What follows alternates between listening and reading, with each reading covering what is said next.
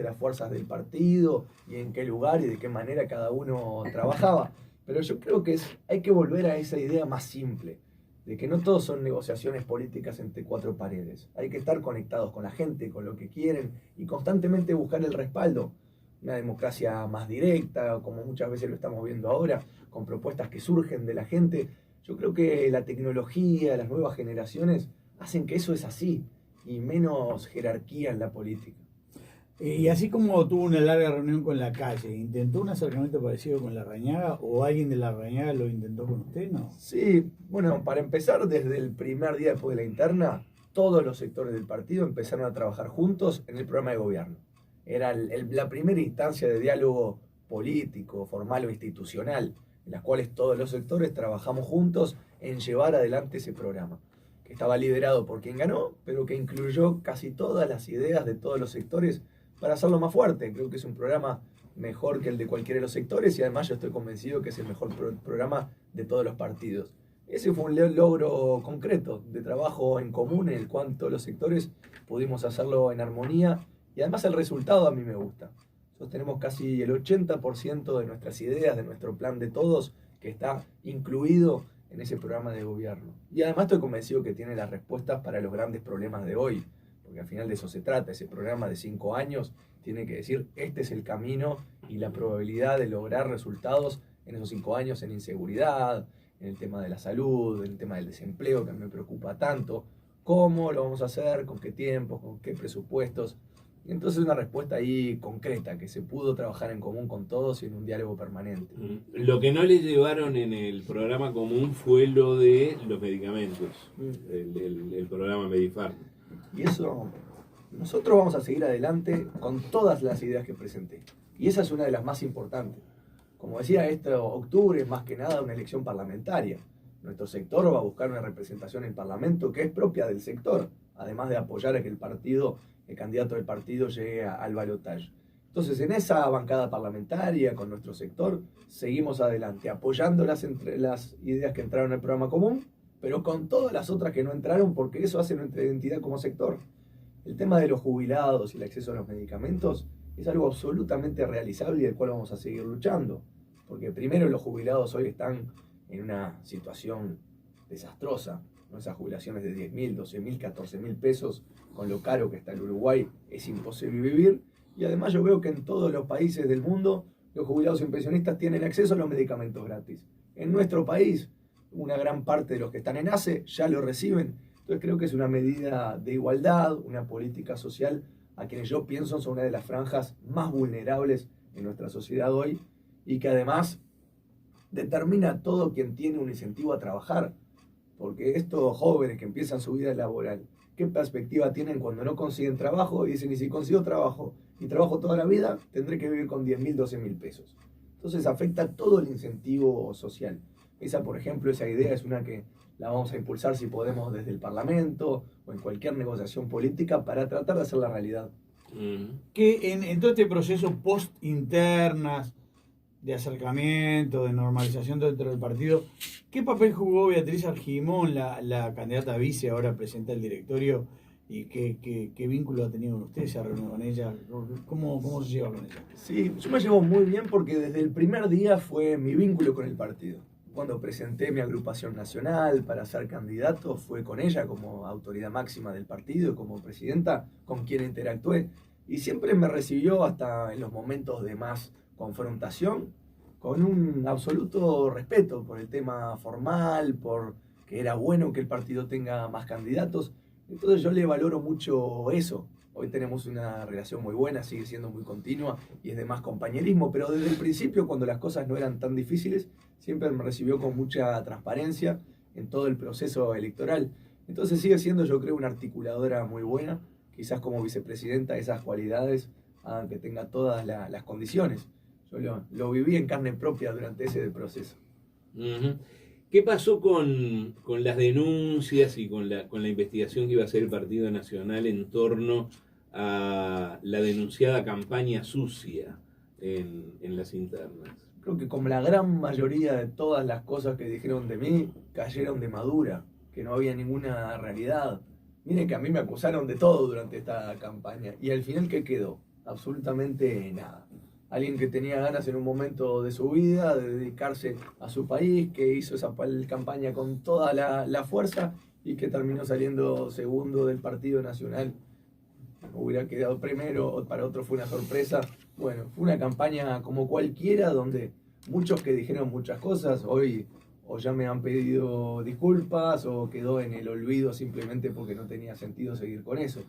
Entonces creo que hay que empezar a mirar para adelante, dar vuelta a la página y dejar ese momento en el cual una irrupción, una sorpresa generó tanto rechazo, yo creo hasta medio irracional. Pero hubo de los dos lados, ¿no? O sea, usted también habló de campaña sucia. ¿Hubo campaña sucia? Sí, pero eso depende de mí, no tener rencores. ¿No? Todas esas personas que me dijeron cosas, que me acusaron de esto, que hablaron mal de mí, yo fui el primero en decir, hasta durante el proceso, miren, si mañana toca trabajar con ellos por el bien del país, yo no me voy a acordar de esto, voy a dar vuelta a la página. Entonces yo siempre lo dije, soy una persona sin rencores, sin problemas. Hoy me llevo bien y trabajo junto con muchas personas que hablaron mal de mí y creo que es parte del trabajo este. Hay que estar por encima de esos temas personales. Yo ni nunca agredí a ninguno y además fui el primero en asumir que era importantísimo perdonar o olvidarse de lo que haya dicho cualquiera mirando para adelante. Porque además esta elección va a ser igual. Quedan 39 días o 30 más hasta noviembre. El día después de ahí, con un parlamento sin mayorías, ¿vamos a estar todos rindiendo cuentas de quién le dijo qué a uno? ¿O vamos a estar todos trabajando, gane quien gane, por el bien del Uruguay? Y a veces Uruguay? hay que cuidar un poco el clima electoral, ¿no? Claro, cuanto más lo cuidemos, yo creo que es más fácil dar vuelta a la página, porque no todo el mundo es como yo. Algunos siguen años con esos rencores de que este me dijo esto, este le dijo lo otro. Pero yo creo que en este Uruguay de los próximos 5 años, los consensos están claros. No encuentro un uruguayo que no diga hay que resolver la inseguridad y el problema del desempleo es real, porque la economía no va más con todo el estudio económico, de costos, etcétera, que podemos entrar en detalle. Sí, ahora podemos entrar. Yo le quiero hacer una pregunta de esto que queda pendiente, que hubo un episodio concreto, ahora podemos hablar de las propuestas, que fueron las denuncias de Magdalena Herrera de ECO, de que había recibido presiones para escribir contra la calle, y eso terminó con la salida de Costa, que era un poco el jefe de la campaña. ¿Qué pasó ahí? ¿Fue algo individual que hizo Costa? ¿Qué fue lo que pasó en todo eso? No, dos cosas. Primero, lo de Ecos. Yo soy dueño de ese medio de prensa y nunca me involucré absolutamente en nada. Entonces hubieron cambios empresariales que son empresariales y desacuerdos entre ellos, de un despido, temas económicos en los cuales denunció presiones, nunca ¿no? me metí. Bueno, denunció presiones porque pedía muchísima plata y tenía un problema económico con la empresa, que también hubiera sido un problema para esa empresa. Por eso yo nunca me metí ahí, ni en el tema periodístico, ni en el tema empresarial, porque hace tiempo que mis empresas, sobre todo esa que es muy, muy chiquita, tengo gerentes para hacerlo. Después el tema de Costa, lo que pasa es que salió un audio en el cual descalificaba a la presidenta, a la vicepresidenta. Ustedes saben la palabra que usó. Entonces es una conversación privada, yo creo que en muchas conversaciones privadas de mucha gente se pueden decir cosas. Salió el audio, yo creo que era importante demostrar cómo actuábamos. Él actuó bien diciendo no quiero perjudicar a la campaña porque esa conversación es real. Yo le dije acepto la renuncia porque me parece que es bueno para el partido y para la gente y el partido dijo es la mejor manera de sanar las cosas. ¿Usted dice que no hubo presiones y que fue por interés económico que hizo la denuncia Magdalena Herrera? Bueno, sigue en un juicio laboral. Entonces no hay ninguna duda que tienen un gran desacuerdo entre la empresa y ella sobre temas económicos. No, eso sí, por el despido, pero digo que no hubo presiones. No hubo. Yo no estoy convencido que no hubo ninguna presiones porque miren los 6 meses de campaña y encuéntreme un solo artículo en toda la campaña de un medio mío que además hable muy bien de mí. Entonces, seguramente la realidad es la que se ve y que está ahí en internet. Es decir, para usted el tema se reduce a una cuestión laboral, más que... Es la única que está pendiente. Que política. El resto son versiones adentro de ese desacuerdo. ¿Usted sigue vinculado a ECO? Sí, sigue siendo mío. ¿Qué referente? Usted ve que el Partido Nacional tiene, en términos generales, dos grandes corrientes. La gente identificada con el wilsonismo y la gente vinculada con el herrerismo. Su madre, si no me equivoco, estuvo en algún momento vinculada al wilsonismo. ¿Cuál es su referente? Si es que tiene, capaz que no tiene dentro del partido. Yo no tengo, creo que tenemos una historia extraordinaria en el Partido Nacional, pero que cada liderazgo corresponde a una época. Y en estas épocas donde todo cambia muy rápido, lo que hay que mirar es el mundo de hoy y cómo proyectarnos hacia mañana. Yo tengo una visión muy clara de la sociedad y el país en el que quiero que vivamos, que se puede transmitir en términos históricos. Yo, por ejemplo, soy muy liberal en lo social. Creo que la sociedad de hoy es diversa, es tolerante y es bueno aceptarla de esa manera, quizás sea wilsonismo en lo social. Después estoy convencido que el progreso económico, el desarrollo económico es lo que hace crecer un país, quizás sea la mejor política social, si uno resumen. Entonces ahí tenemos que simplemente ser pragmáticos y utilizar lo que funciona en el mundo. Ser abiertos al mundo, traer inversiones, hacer que eso genere empleo y generar más prosperidad por los mecanismos que funcionan hoy en el mundo, que son los de comerciar con el mundo entero, ser abiertos y traer innovación. También creo que la integración internacional trae ese mundo del mañana. Miren que al mundo le está yendo muy bien, está creciendo como nunca, está generando empleos altamente hay muchos calificados. problemas, ¿no? Trump, se cierra el comercio en el mundo. Ese es un comentario. El que parece abandonado, hubiera Estados Unidos de la libertad, está cerrado, China se abre, está raro, por lo menos hay muchos cambios. Sí, pero sin embargo el desempleo de Estados Unidos nunca fue tan bajo. Y yo miro al final la realidad social de la gente y lo que está pasando. Siempre habrán conflictos internacionales entre los diferentes bloques, pero de eso antes se resolvían por grandes guerras y hoy al final es una negociación simplemente comercial. Entonces ese es el gran problema, estamos bastante bien. Pero usted ve bien a Estados Unidos y al gobierno de Trump. Y van a haber elecciones ahora dentro de un año. Yo no soy alguien que piense que el estilo de Trump es algo que me guste mucho, pero los resultados que ha tenido en economía no hay ninguna duda que han sido buenos. Fue, para resumir, reducir burocracia, redistribuir un poco el presupuesto y renegociar algunos acuerdos internacionales. De un punto de vista comercial, digamos, no fue malo. De un punto de vista político, creo que ha generado muchos enfrentamientos, muchos problemas, y los americanos veremos ahora en la elección si deciden continuar o cambiar. Pero yo creo que ese mundo de grandes empresas tecnológicas, por ejemplo, que no existían hace 10 años y que hoy son enormes, podrían estar en Uruguay.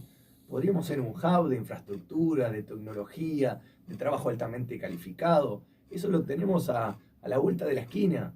Entonces precisamos un sistema político que reconozca que nuestro país está lleno de oportunidades en el mundo, que el mundo está lleno de gente buscando un lugar confiable, con futuro en el cual invertir, y que una gota en el océano del mundo a nosotros nos cambia la vida.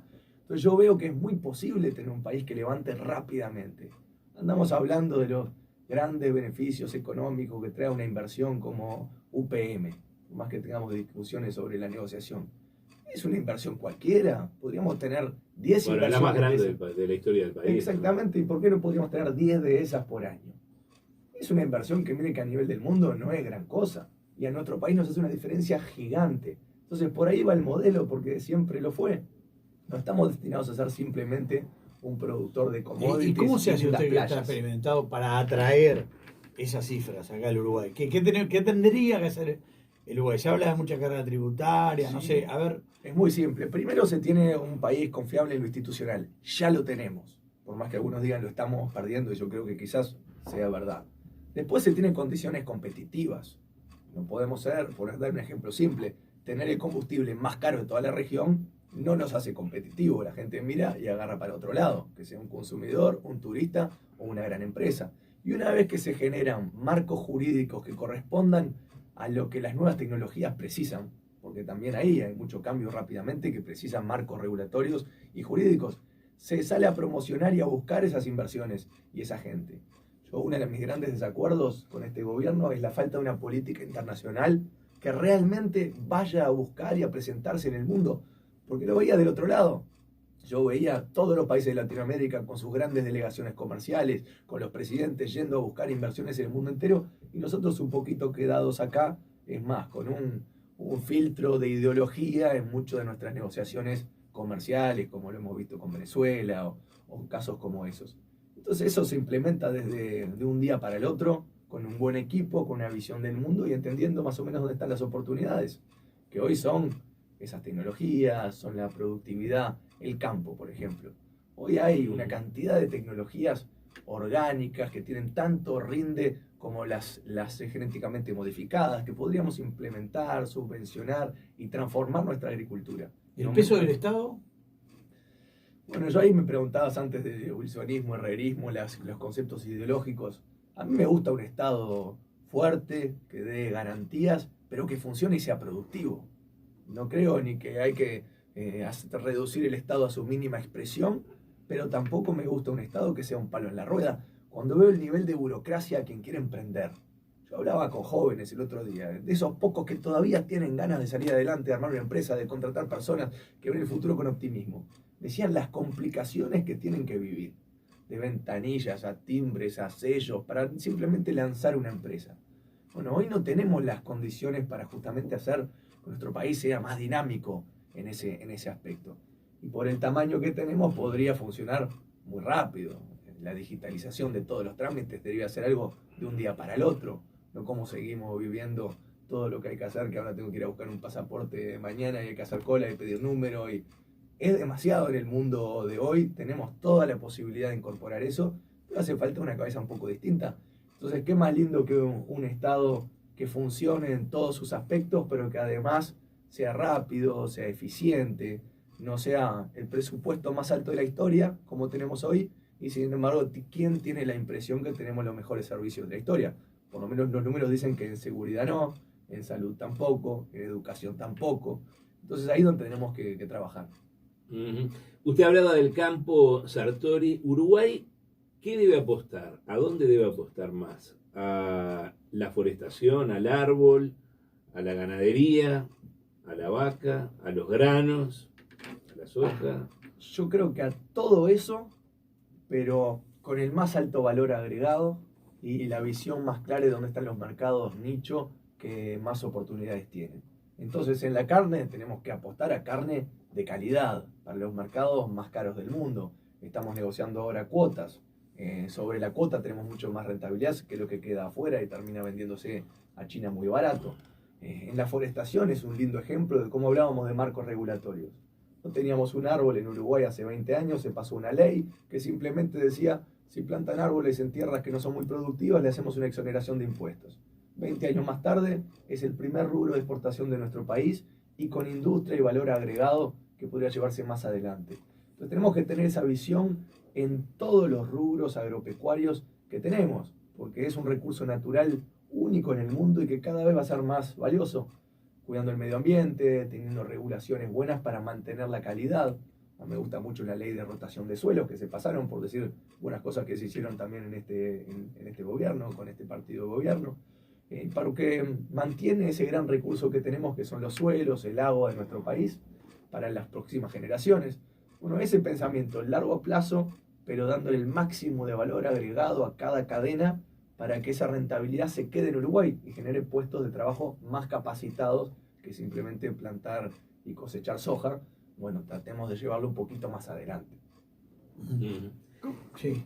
Iba a salir un poquito de este tema para ir a la parte electoral. ¿Cómo viene la ingeniería electoral del armado de las listas de Juan Sartori? Y estoy en eso, pues. Muchos políticos me dijeron, ahora saber lo peor de la política es el armado de listas. Y la verdad que les digo, ahí tienen razón. Hoy estábamos hablando se enojan todos. No de su caso, sino en general. Hoy de mañana estábamos hablando de eso, ¿no? Claro, porque además es, el que está en el número 48 de la lista, que no va a salir y es puramente representativo, está muy enojado porque el 47 piensa que él debería tener. Entonces es a todo el nivel de la lista, es muy difícil. Pero bueno, es una fase que hay que sortear. Estamos presentando la lista mañana, ahora estamos en la semana que todos presentan, y creo que lo hicimos con un buen criterio, que era un criterio semi-electoral. Ahí quiero decir que reconocimos a la gente que votaron mejor durante la interna, pero también con un criterio político y de futuro. Yo a veces tengo, por ejemplo, dirigentes jóvenes que quieren un espacio en la política, que no tenían tantos recursos, y que en realidad creo que tenemos que apoyar y fomentar. Entonces a veces tuvimos un criterio donde también combinamos lo puramente electoral y cuántos votos, lo matemático, digamos, con tener figuras de proyección que le van a hacer bien a ciertos departamentos, por ejemplo. Muchos candidatos a diputados que yo tengo son los más jóvenes de su departamento, o es la primera vez que encabezan una lista. Entonces yo traté a veces de darle oportunidades a personas y buscamos el consenso de los dirigentes de más tiempo. Los apoyen con su maquinaria electoral, pero tener cabezas nuevas, gentes nuevas, que lleguen un poco menos contaminados por ese proceso tan electoral que a veces no genera los mejores resultados. Entonces en cada uno de los departamentos hoy presentamos listas a diputación. ¿Más de una lista por departamento en algunos casos o solo una? Depende de dónde, porque ahí hay dos criterios. Por ejemplo, cuando hay chance de ganar la diputación, es mejor ir con una sola. Si no, se dividen. Ahora, cuando no hay chance de ganar la diputación, es bueno tener varias listas porque generan más rastrillos para el Senado y además le da la posibilidad a varias personas de armar sus agrupaciones. O sea, está aplicando los dos criterios según el departamento. Claro, según el departamento. Y al Senado una sola lista. Al Senado sí. Una lista. ¿Cómo es la lista del Senado?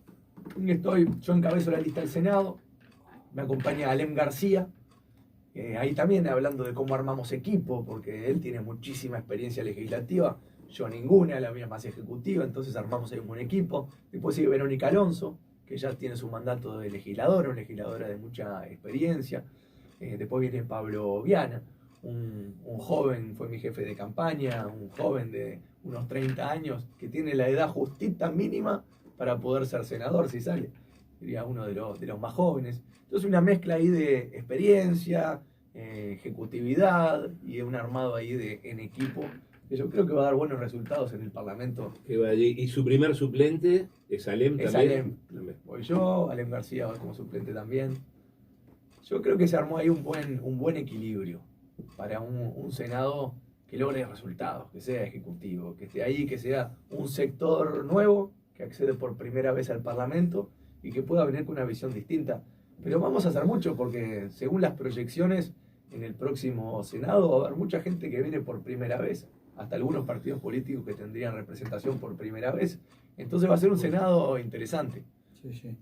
Sartori, ¿le preocupa, hablando del crecimiento, de la economía, del panorama que estábamos hablando hace un rato, ¿le preocupa o no el entorno regional? La situación de Brasil, Bolsonaro y la eventualidad que vuelva el kirchnerismo al gobierno de la Argentina. ¿Cómo está viendo todo eso? Sí, yo creo que el panorama regional, bueno, esta elección de Argentina parece estar jugada. Debería perder Macri, aunque nunca se sabe, es difícil hasta el último minuto, y volver el kirchnerismo. Ahora, Alberto Fernández no es un kirchnerismo, hay que ver y darle la oportunidad de ver cuáles van a ser sus políticas exactamente. En el discurso ha dicho que no es volver al pasado, tampoco son los de Macri, pero es una cosa ahí entre medio. A mí me preocupa más lo que generó a nivel económico, que el peso argentino se haya disparado, devaluado de tal manera, nos perjudica y muchísimo en lo turístico, por ejemplo. Yo estaba en Paysandú y me decían, no tenemos que esperar a tal persona porque se fue a almorzar a Argentina porque es más barato. O sea, a almorzar nomás. Se había ido a almorzar al otro lado y volvía porque le costaba la mitad y además comía mejor. Entonces, ese cambio de variables muy fuerte hace que perdemos competitividad y va a ser un problema para nuestra economía. Por más que algunos digan, bueno, quizás viene algún argentino con plata a comprar apartamentos y por la incertidumbre de Argentina.